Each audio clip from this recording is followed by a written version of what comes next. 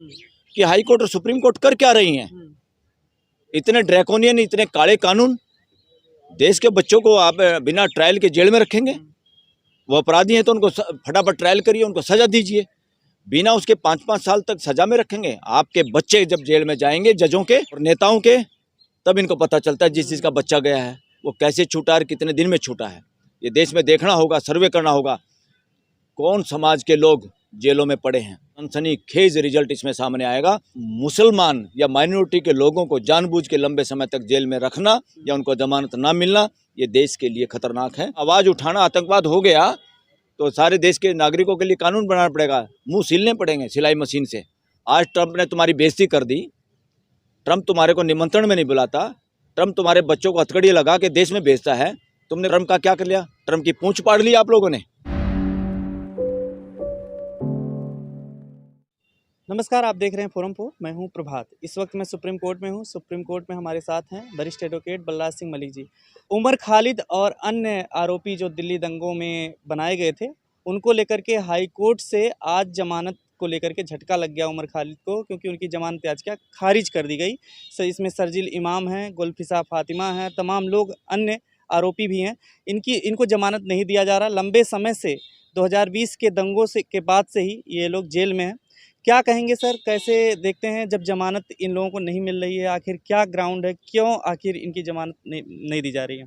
देखो, पहले तो हमारे देश में जो न्यायिक प्रणाली है, आपराधिक न्यायिक प्रणाली भी वो रिफॉर्मेटिव पॉलिसी पे आधारित है कि कोई गलती भी करता है तो सुधार की गुंजाइश होती है, नंबर 1।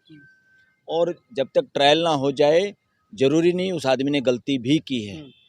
तो इस आधार पे लंबे समय तक लोगों को जेल में रखना यूएपीए के तहत या पीएमएलए के तहत, मैं शुरू से कह रहा हूँ ये ड्रैकोनियन है, ये खतरनाक है, ये हमारे संवैधानिक मूल्यों के और डेमोक्रेटिक लोकतांत्रिक मूल्यों के खिलाफ है। इन लोगों को जमानत 5 साल से नहीं दी जा रही, ये बिल्कुल मैं कहूँगा असंवैधानिक है, गैर कानूनी है। और ख़ास तौर पे सुप्रीम कोर्ट के बार बार कहने के बावजूद भी 2-2 महीने फैसला नहीं सुनाना, बेल एप्लीकेशन पे सुनवाई करके। और सुप्रीम कोर्ट में तो उमर खालिद का केस 14 बार आई थिंक एडजोर्नमेंट हुई है, यानी तारीख पे तारीख लगी है। ये मजाक है। क्रिमिनल जुडिशियल सिस्टम जो हमारा है, इससे पता चलता है कि कहीं ना कहीं कमजोरी है। और इंडिया का बार बार मैं एक बात को दोहराता हूँ और ये हकीकत भी है, इस देश का एक भी नागरिक ना आतंकवादी है, ना नक्सलवादी है, ना अलगाववादी है, ना देशद्रोही है। डेमोक्रेसी के अंदर लोगों की आवाज़ को दबाना ही इस तरह के अपराधों को जन्म देता है। डेमोक्रेसी में इन लोगों की आवाज़ अगर सुनी जाए तो हर देश का नागरिक देश को आगे बढ़ाने में योगदान करना चाहता है, जो डेमोक्रेसी में सबका हक भी है। मगर डेमोक्रेसी देश में तानाशाही या राजशाही की तरह चल रही है या चलाई जाती है। ज़्यादातर जनप्रतिनिधि भी अपने आप को जनसेवक समझने के बजाय खुद को राजा या खुद को मालिक समझ लेते हैं। ये गलत है, ये संविधान के भी खिलाफ है, लोकतांत्रिक मूल्यों के खिलाफ है। और देश में 5 साल तक, मैं अभी पढ़ रहा था उसको न्यूज़ को, कि सॉलिसिटर जनरल ने, तुषार मेहता ने जो दलील दी कि ये देश को हिंदू मुसलमान में बांटना चाहते थे, ये बिल्कुल उनकी दलील एकदम गलत है। हिंदू मुसलमान में तो कोई बांटना चाहता है तो बीजेपी और आरएसएस बांटना चाहता है, जो बार बार हिंदू राष्ट्र की बात करते हैं, जो असंवैधानिक बात करते हैं। इन लोगों ने जो नागरिकता सीए वगैरह का जो कानून था, उसका विरोध करने का और उसके बारे में उंगली उठाने का देश के हर नागरिक का अधिकार है। उसमें दूसरे देशों के सताए हुए लोग या दूसरे देशों से आए हुए लोग, मुसलमानों को छोड़ के बाकियों को नागरिकता देने की बात कही थी। ये मैं भी कह रहा हूँ, ये गलत है। दूसरे देश में तो कोई ऐसा मुसलमान भी हो सकता है जो सताया जा रहा हो, तो खाली धर्म के आधार पे इंडिया एक सेकुलर कंट्री होने के नाते, एक नॉन रिलीजियस कंट्री होने के नाते, वो पूरी दुनिया का कोई भी सताया हुआ आदमी आता है तो इस धरती ने पहले ही जगह दी है। यहाँ पे दुनिया भर के आए हुए लोग बसते हैं। तो इसलिए इस तरह का कानून भी अपने आप में मैं उसको संवैधानिक नहीं मानता। हालांकि वो कानून अभी तक गैर कानूनी या संवैधानिक कोर्ट द्वारा नहीं ठहराया गया है। तो इसलिए जो जमानत ना देना इतने दिनों तक, और वो भी कॉन्स्टिट्यूशनल कोर्ट के द्वारा, डिस्ट्रिक्ट कोर्ट तो इसमें खारिज कर दें किसी वजह से, वो तो चलता है, मगर संवैधानिक कोर्ट जिनको लोगों के लोकतांत्रिक अधिकारों का और फंडामेंटल राइट और राइट टू एक्सप्रेशन को बचाना होता है, राइट टू लाइफ को बचाना होता है, राइट टू डिग्निटी को बचाना होता है, वो इस देश की कोर्टें बचाने में नाकामयाब हैं, रही हैं। इसमें कोई दो राय नहीं। देश में इसका सर्वे करो, वकीलों को का भी अगर सर्वे करेंगे तो ये जो आज फैसला हुआ है ये ज़्यादातर वकीलों के गले में नहीं उतरा, देश के नागरिकों के भी नहीं उतरा। और इसको हिंदू मुसलमान के चश्मे से नहीं देखना, इसको एक नागरिक के चश्मे से देखना कि इंडियन सिटीजन्स को इतने सालों तक बिना ट्रायल के जेल में रखना, और दलील भी जिस तरह की दी जा रही हैं वो अनकॉन्स्टिट्यूशनल दलीलें दी गई हैं, वो संवैधानिक दलीलें नहीं हैं, वो लोकतांत्रिक दलीलें नहीं हैं जो कोर्ट में सरकार की तरफ से, दिल्ली पुलिस की तरफ से पेश की गई। अब तो समय इस बात का है कि इतने कठोर कानून के लिए यूएपीए पीएमएलए को केस को चलाने के लिए भी गवर्नर या लेफ्टिनेंट गवर्नर जो दिल्ली में है, इन लोगों की के साइन होते हैं तभी ट्रायल चालू होती है। इस प्रकार ऐसे केसों में पुलिस और लॉ ऑफिसर जो उनके चार्जशीट पे साइन करते हैं, और गवर्नर, चाहे वो गवर्नर जनरल हो, दिल्ली लेफ्टिनेंट गवर्नर हो, इन लोगों के खिलाफ भी कार्रवाई करने का वक्त आ गया है। और कॉन्स्टिट्यूशनल कोर्टों को और जजों को, हाई कोर्ट और सुप्रीम कोर्ट के जजों को, इन कोर्टों को देखना होगा कि इनको बगैर इन पे एक्शन लिए, ये सरकार की मर्जी से दबाव में या अपनी नौकरियों के चक्कर में, जुगाड़बाजी में लोगों को जिसको चाहे यूएपीए में फंसा देते हैं, जिसको चाहे पीएमएलए में फंसा देते हैं। कितने लोग बाद में बरी होते हैं। और ये दलील सॉलिसिटर की तरफ से तुषार मेहता के, ये बिल्कुल निहायत ही अनडेमोक्रेटिक, अनकॉन्स्टिट्यूशनल है कि देश को बांटने वाले या देश के खिलाफ कोई काम करने वाले लोगों को, चाहे वो बाद में छूट भी जाएं, चाहे जेल हो जाए, चाहे छूट जाएं, उनको तो बिना जमानत के जेल में ही रहना चाहिए। बहुत बेतुका, गैर जिम्मेदाराना आर्गूमेंट है ये। इस देश में डेमोक्रेसी में नहीं चल सकते। ये तानाशाही में, राजशाही में चल सकते हैं, जहाँ कोई मोनार्की है, जहाँ कोई तानाशाह है। इस देश में constitution is the supreme law, constitution is the supreme authority and the citizen of this country. देश के लोग कॉन्स्टिट्यूशन के भी गार्डियन है। कॉन्स्टिट्यूशन की असली सुरक्षा या कॉन्स्टिट्यूशन जहाँ से पैदा हुआ है वो देश की जनता है, देश की जनता मालिक है। तो देश के लोगों के लिए गलत फैसला है।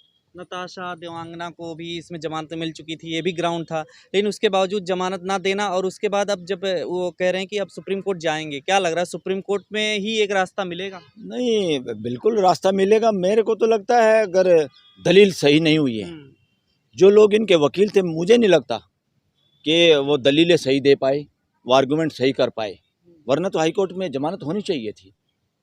जो अखबारों में पढ़ते हैं, तुषार मेहता की दलीलों को ज़्यादा पढ़ा जा रहा है। उनके वकीलों ने जो जो बातें कही कि भाई व्हाट्सएप की चैट से, या हम खाली मेंबर थे उस ग्रुप के, उस ग्रुप में कोई आदमी अपराधी किस्म का भी हो सकता है, तो साथ में उस ग्रुप में कोई मेंबर है और वो पोस्ट भी नहीं कर रहा, उसको आप यूएपीए कैसे लगा सकते हैं? ऐसे लगाएंगे तो पूरा देश ही जेल में जाएगा, ये देश जेल बन जाएगा, ओपन जेल बन जाएगा। ये बिल्कुल गलत है। और बात सुनो, जमानत क्या है? आप बिना ट्रायल के लोगों को जेल में कैसे रख सकते हो? आपका बच्चा जेल में हो तब आपको पता चले। इन जजों के बच्चे हों, तुषार मेहता का बच्चा हो, या जो इस तरह की दलील देने वाले वकील हैं, उनके बच्चे अगर जेल में हो तो तब उनको समझ में आएगा ये दलील कितनी वैल्यूएबल है, कितने देशभक्त हैं। ये पूरे देश के लोग, देश के युवा सारे देशभक्त हैं। और जो लोग देश में रिजेंटमेंट की आवाज़ उठाते हैं, आलोचना करते हैं सरकार की और सत्ता की, मैं कहता हूँ वो ज़्यादा बड़े देशभक्त होते हैं, क्योंकि वो समय पे जिस तरह से घर की रखवाली या खेत में से खरपतवार को उखाड़ने का काम करते हैं, देश के वो सारे लोग जो गलत फैसलों पे, गलत कानूनों पे, गलत पॉलिसी पे बातचीत करते हैं और हिम्मत करते हैं। उस दौर में जब इस तरह की हिम्मत करने वाले सब लोगों को जेल में पहुंचाने का काम किया या उनको नुकसान पहुंचाने का काम किया, तो इसलिए सरकार अपराध में शामिल है। बहुत बार सरकारें अपराध में शामिल हैं, जो देश के नागरिकों के बोलने के अधिकार छीनना चाहती है, देश के लोगों को बोलने नहीं दिया जाता। वरना तो सरकार की ड्यूटी है, सरकार की मर्जी नहीं है, सरकार ड्यूटी बाउंड है। जो भी विरोध की आवाज़ उठती है उसकी आवाज़ को सुना जाए। इंटरनेशनल लॉ में भी इंडिया के सिग्नेचर हैं, राइट टू एक्सप्रेशन, या इस तरह की डेमोक्रेटिक या किसी गलत कानून का विरोध करने वाले जो लोग हैं उनकी सुरक्षा करना, उनकी सुनना, ये जरूरी है, ये ड्यूटी है इंडिया गवर्नमेंट की। मगर हो क्या रहा है, ऐसे लोगों को कानून के शिकंजे में फंसाना। और जमानत होती क्या है? जमानत सिर्फ यही तो होती है कि भाई इसको जमानत पे छोड़ो, हम लोग जिम्मेदार हैं, ये बाहर आके कोई गैरकानूनी काम नहीं करेगा, करेगा तो हम जिम्मेदार हैं। तो इसलिए लोगों को जेल में रखने का कोई मकसद नहीं है, कोई उससे रिजल्ट नहीं निकलने वाला ये, बल्कि देश के ऊपर क्वेश्चन मार्क कर रहा। इंडिया की इससे छवि गिर रही है कि इंडिया में बिना कॉन्स्टिट्यूशनल कोर्ट भी, हाई कोर्ट और सुप्रीम कोर्ट भी लोगों को बिना ट्रायल के जेल में रखती हैं या और जेल में उनको जमानत नहीं मिलती। और ख़ास तौर पे देश में जो चर्चा है कि मुसलमान या माइनॉरिटी के लोगों को जानबूझ के लंबे समय तक जेल में रखना या उनको जमानत ना मिलना, ये देश के लिए खतरनाक है, ये देश के लिए सही नहीं है। संवैधानिक कोर्टों को इस पर ध्यान देने की जरूरत है, हाई कोर्ट और सुप्रीम कोर्ट को। यूएपीए का मामला है इसलिए जमानत नहीं दी जा रही है। और आपने ये जो बात कही कि चर्चा है इस तरीके से कि ये जो नाम है वो इस नाम में कहीं ना कहीं एक Yes. समुदाय के लोग यस ये इसलिए है कि ताकि कोई बोले, दूसरे बोलेंगे ये तो मुसलमानों के पक्ष में बोल रहा है, ये तो देश के खिलाफ है। ये देशभगत कौन है भाई? ठेकेदार। देश में कानून सर्वोपरि है। और जो बार बार एक बात है, कोई भी बच्चा गलती भी करता, हमारा कानून है सुधारात्मक न्याय, सुधारात्मक, दंडात्मक नहीं है, सुधारात्मक है। जेलों का नाम भी सुधार गृह रखा है, इसीलिए रखा है और ताकि लोगों को सुधारा जाए। अगर कोई गलती भी करता है, हर एक आदमी में सुधरने की गुंजाइश भी होती है। जब आपका अपना बेटा कोई विक्टिम हो रेप का, तब आप मोमबत्ती लेके नहीं निकलते कि इसको फांसी दे दो, तब आप बात को छुपाते हैं, आप समझौता करना चाहते हैं, बच्चे को सुधारना चाहते हैं। इसलिए वो बच्चे जो जेलों में हैं देश के, वो इस इंडिया के देश के बच्चे हैं, उनको जमानत मिलनी चाहिए थी हाई कोर्ट में। हाई कोर्ट ने जमानत नहीं दी। मैं एज एन एडवोकेट मैं इस बात की भर्त्सना करता हूं और इस फैसले को अभी तो पूरी डिटेल में और पढ़ेंगे, फिर आप लोगों से बात करेंगे।